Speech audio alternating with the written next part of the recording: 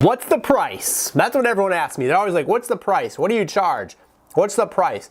Well, the truth is, the price isn't really the deciding factor. Some people are just shopping for a bargain. They just want the lowest price, but those aren't the customers that you want. You want customers that are going to value your service and they're going to pay for a premium service that you offer.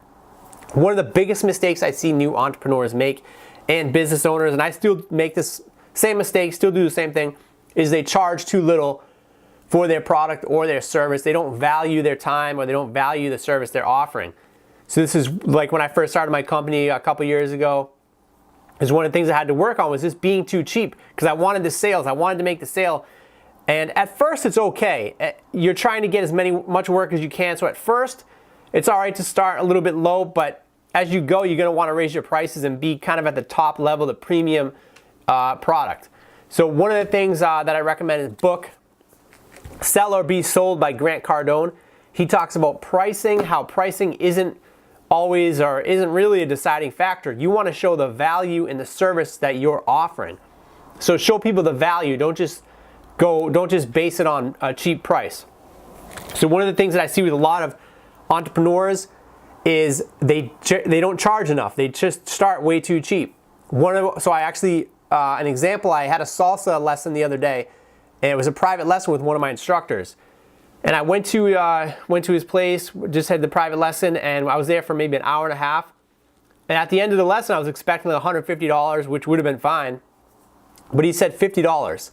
So in my head, I was thinking that's way too cheap for your time, and especially when you're doing it one-on-one. But because he didn't have a lot of experience in business and entrepreneurship, and it's just sort of a side business for him, he doesn't understand the price, what to charge. So he charged like what normal people do, $50 an hour. They think it's a lot, but not for your time, not one-on-one. So I would have had no problem paying $150, but he charged $50. Then also, when you're charging too little like that, it kind of like devalues what you're offering. People think, oh, it must be a cheap thing, it must be a cheap service, he must not be very good at it. So you want to charge at the higher end of your marketplace.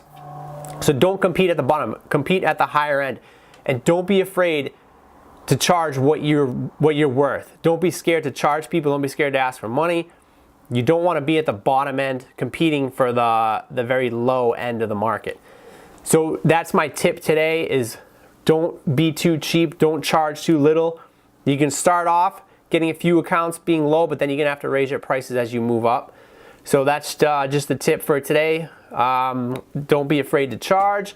Check out this book. It's a great book, Sell or Be Sold. And questions, comments, leave them below. In the description box, I have the 12 tools that took me from 0 to 10,000 a month in about 2 years, maybe a little more than that. But 12 tools down below. It would help you out. Just check the description box. And question, comments, leave them below. I'll see you in the next video.